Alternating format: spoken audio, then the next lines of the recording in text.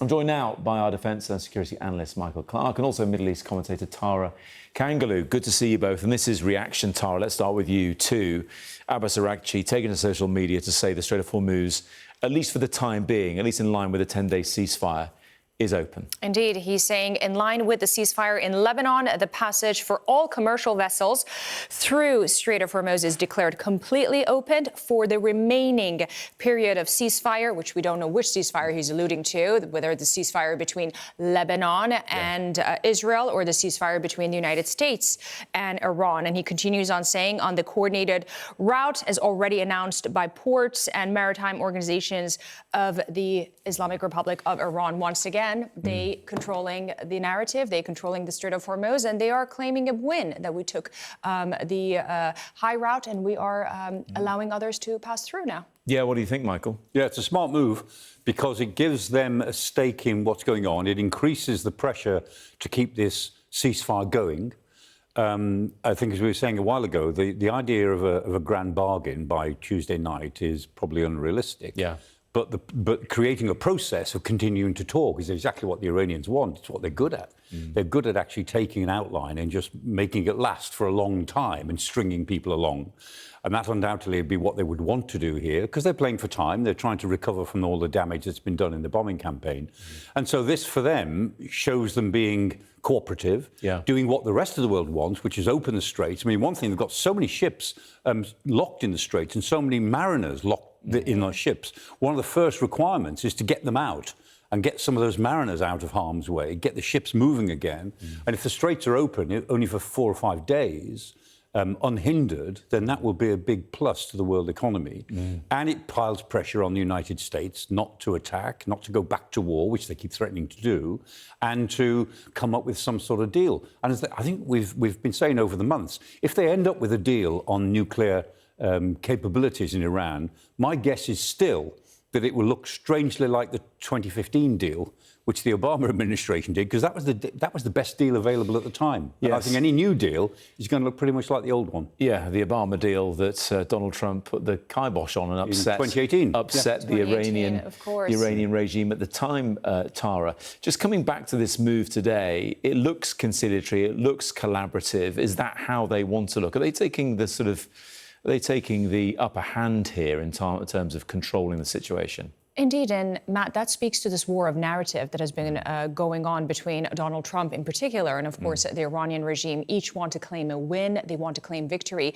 And I believe at the end of this, either side will do that. They'll wrap it in their packaging with their bow and they will sell it to their base. Just on that, who is on the Iranian side? Because this has come from Aragchi. We've heard the Speaker of the Parliament quite vocal in recent weeks. We haven't heard an awful lot from the new Ayatollah, and correct me if I'm wrong, we haven't seen him. Yes, and you and I were covering, from day one when his father died. Again, there are quite a bit of nuance when you look at the Iranian regime. Quite frankly, whether or not he is seen at this point doesn't matter, because the followers of the Ayatollah Khamenei believe that he's alive. In fact, are more emboldened than ever before.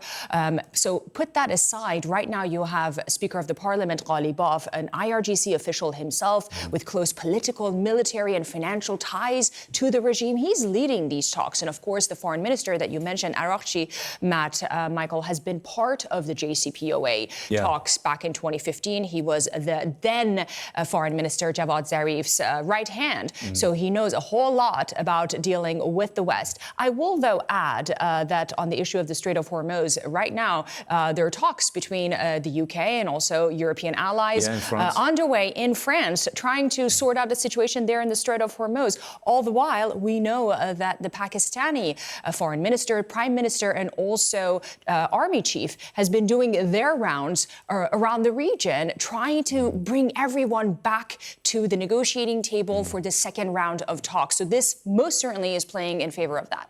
It's a good point Tara makes there about others working in parallel, especially when it comes to Keir Starmer being in Paris, speaking to Emmanuel Macron about somehow managing the situation in the Strait of Hormuz in discussions that the Americans are not even part of. Do you think that's still matters that they're thinking about that? It probably does in the long run, Matt, because no one really believes the Strait of Hormuz will ever go back to where it was before the 28th of February when this attack began, because then it was not a problem. It was an open waterway, as it should be.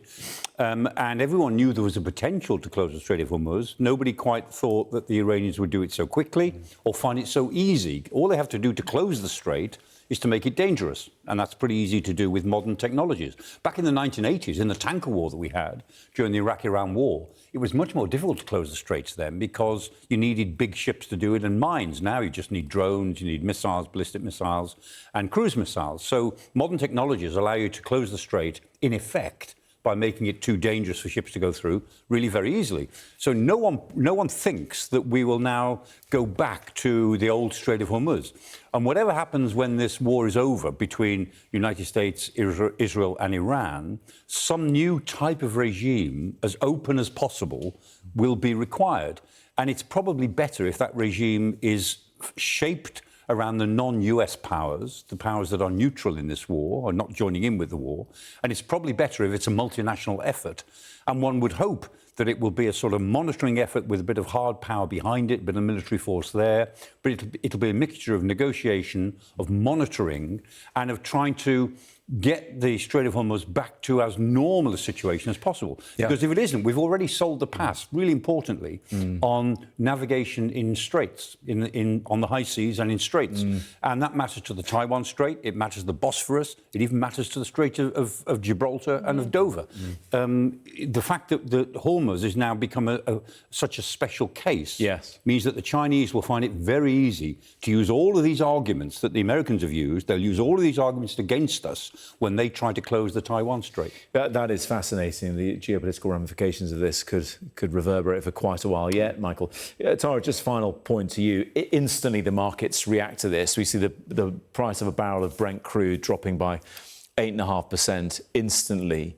People will think that's potentially good news, especially as in recent days we've been discussing the limited supply of aviation fuel in the UK and Europe as well. Of course, nobody wants to see price hikes, whether in the Middle East, whether in Iran, Lebanon in the case where, the economy, again, is in a completely collapsed shape, and of course around the world, and also the United States. I mean, this would be very bad news for Donald Trump indeed. And to Michael's point, talking about China, this in some ways, Matt, is resource warfare. Let's not forget that the United States gets 70% of its rare earth minerals from China, and so much of what's going to unfold, I think and predict, will be seen in this presumed meeting between Donald Trump and Xi Jinping in Beijing. Yes, indeed. That to look forward to as well.